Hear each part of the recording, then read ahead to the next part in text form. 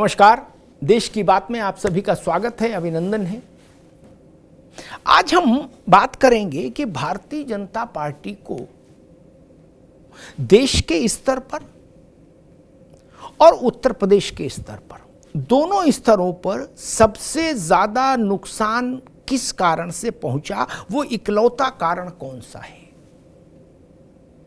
सरल शब्दों में कहें तो भाजपा का सबसे बड़ा घाटा कौन सा था, जिसके कारण भारतीय जनता पार्टी केंद्र में 240 लोकसभा सीटों पर आकर ठिठक गई और उत्तर प्रदेश में 2019 में जितनी सीटें जीती थी उसके आधे पर आकर अटक गई।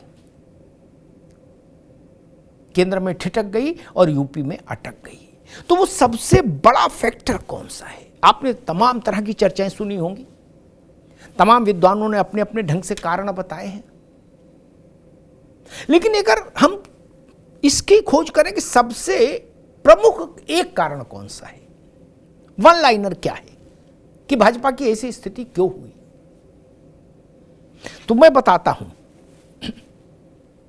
भारतीय जनता पार्टी राष्ट्रीय स्तर पर 240 सीट पर आकर इसलिए ठिठक गई क्योंकि 2019 के लोकसभा चुनाव की तुलना में, ध्यान से सुनिएगा, 2019 लोकसभा चुनाव की तुलना में इस बार भाजपा ने राष्ट्रीय स्तर पर दलितों के 3% से अधिक वोट खोए हैं।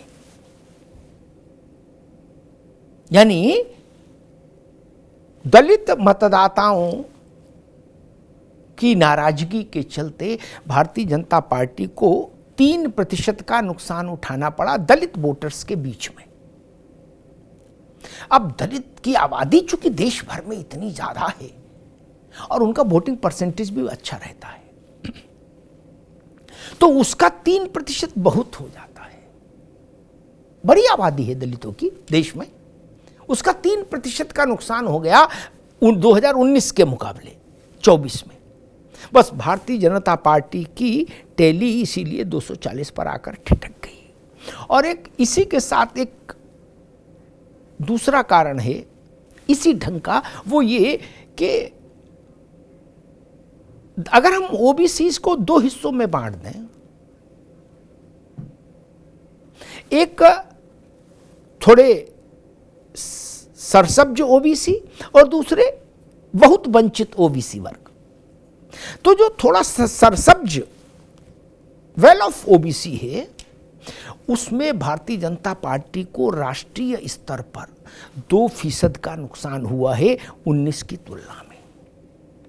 यानी दलित में 3% और ओबीसी अपर ओबीसी में 2% का नुकसान। ओबीसी आप जानते हैं देश भर में मोटे तौर पर आधी आबादी ओबीसी की ही मानेंगे आप, उसमें अपर ओबीसी में 2% का नुकसान हो गया।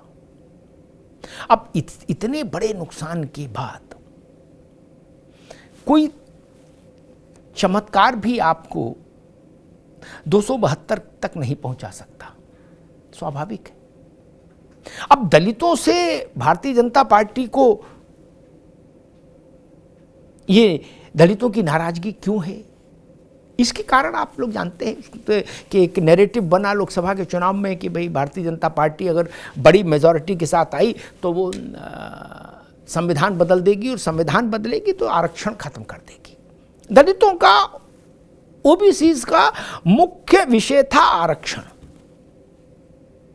और उसमें संदेह चूंकि विपक्षी दल पैदा करने में सफल रहे तो उस कारण ये बड़ा नुकसान भाजपा को झेलना पड़ा दलितों से और ओबीसी वर्ग से।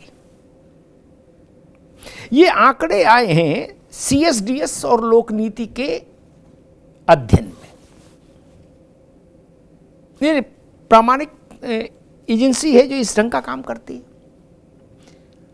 अब एक दूसरा देखिए कि उत्तर प्रदेश में आखिर क्या हुआ। भाजपा उत्तर प्रदेश में समीक्षा करा रही है, जिले जिले लोग जा रहे हैं, हर लोकसभा क्षेत्र में समीक्षक जा रहे हैं भाजपा के, वो वहाँ के लोगों को बुला के समझ रहे हैं, टटोल रहे हैं, पड़ताल कर रहे हैं कि भाजपा की स्थिति इतनी खराब क्यों रही कि 19 से ठीक हाफ हो गई 26 सिटिंग सांसद चुनाव हार गए उत्तर प्रदेश में। तो ऐसा क्या हुआ, मैं बताता हूं। अब 2022 के विधानसभा चुनाव को हम अगर वो मान लें आधार, क्योंकि वो उत्तर प्रदेश में सबसे, इस लोकसभा चुनाव से ठीक पहले का जनादेश वही है, चुनाव वही है विधानसभा का 2022 में जो हुआ, जिसमें योगी आदित्यनाथ की सरकार ने वापसी की अच्छे ढंग से। और योगी आदित्यनाथ ने इस सिलसिले में उत्तर प्रदेश में 38 साल से जो नहीं हुआ था वो कर दिखाया, एक कीर्तिमान हो गया। लेकिन वही भाजपा 2024 में आकर उत्तर प्रदेश में क्यों अटक गई?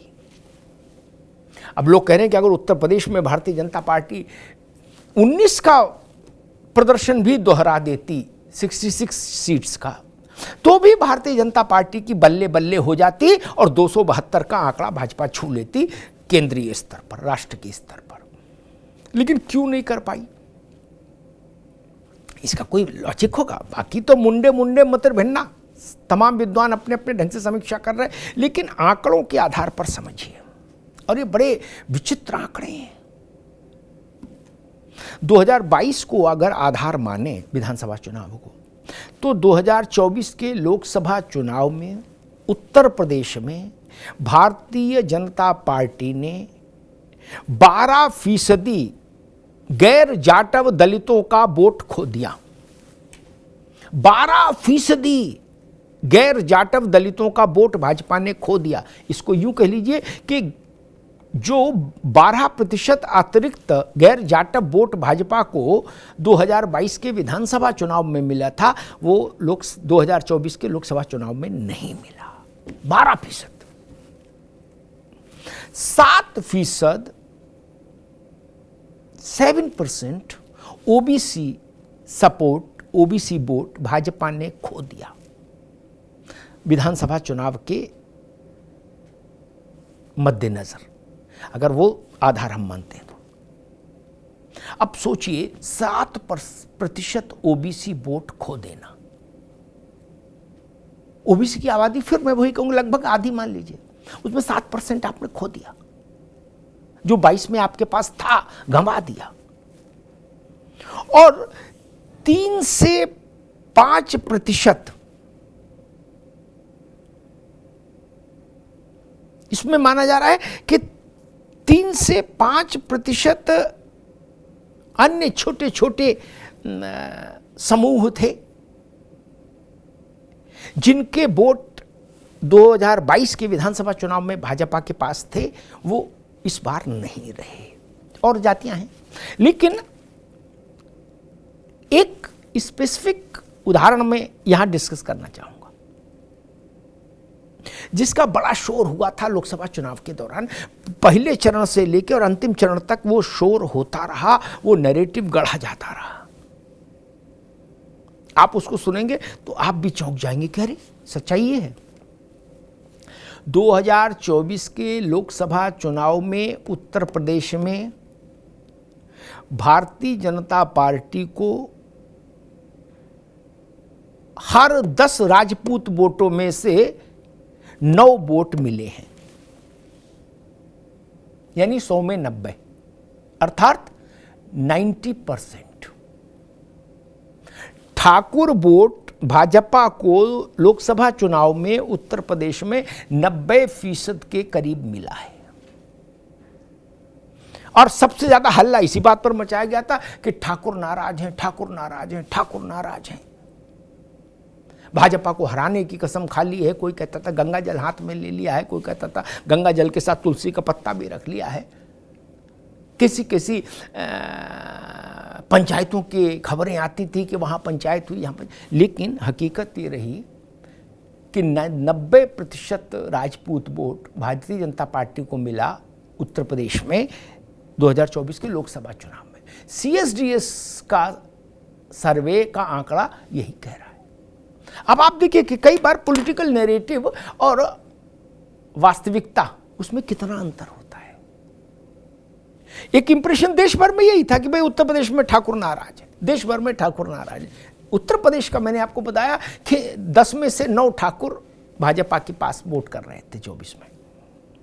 अब मूल बात पर लौटते हैं कि देश भर में भारतीय जनता पार्टी ने राष्ट्रीय पैमाने पर 3% से अधिक दलितों का वोट खो दिया 2019 के मुकाबले।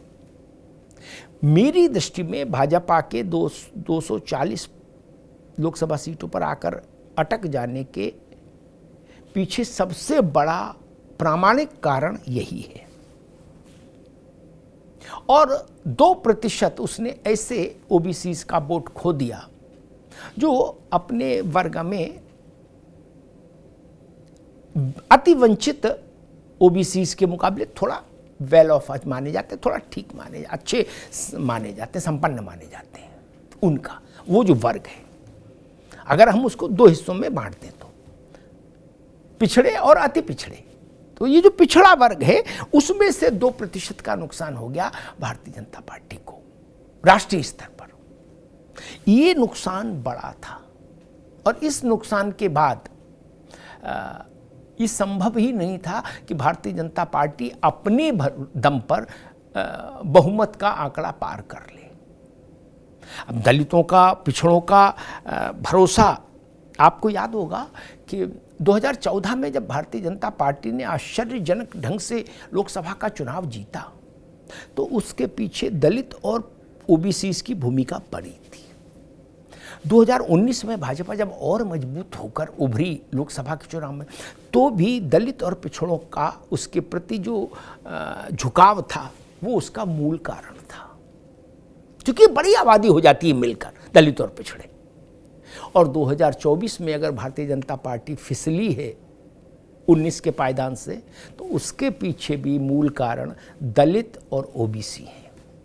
अब भाजपा को कोर्स करेक्शन यहाँ करना होगा अगले चुनाव, किसी भी बड़े अगले चुनाव से पहले, कि दलित और ओबीसीज में वो 2019 वाली अपनी घनिष्ठता स्थापित कर पाए, अपना उनका भरोसा जीत पाए 2019 वाला। और अगर भारतीय जनता पार्टी ऐसा कर लेती है तो स्वाभाविक है पासा पलट जाएगा, और नहीं कर पाती है तो फिर डिक्लाइन कोई रोक नहीं सकता, क्योंकि दलित और ओबीसी मिला दीजिए तो देश की बहुसंख्यक आबादी एक यही है। इनका भरोसा जब तक आप नहीं जीतेंगे तब तक आप बहुत अच्छा चुनावी प्रदर्शन नहीं कर सकते। आपकी नीतियां कैसी हैं, आपका नेता कैसा है, ये अलग विषय है। लेकिन देश में दलित और पिछड़ों का भरोसा भाजपा को फिर से रिफ्रेश करते हैं, जैसे हम लोग कंप्यूटर में, वैसे ही रिफ्रेश करना होगा और नए सिरे से इस अभियान में लगना होगा, ताकि दलित और पिछड़ों के बीच में उसका जो एक रिश्ता है वो इंटैक्ट रहे, मतलब मजबूत रहे। धन्यवाद।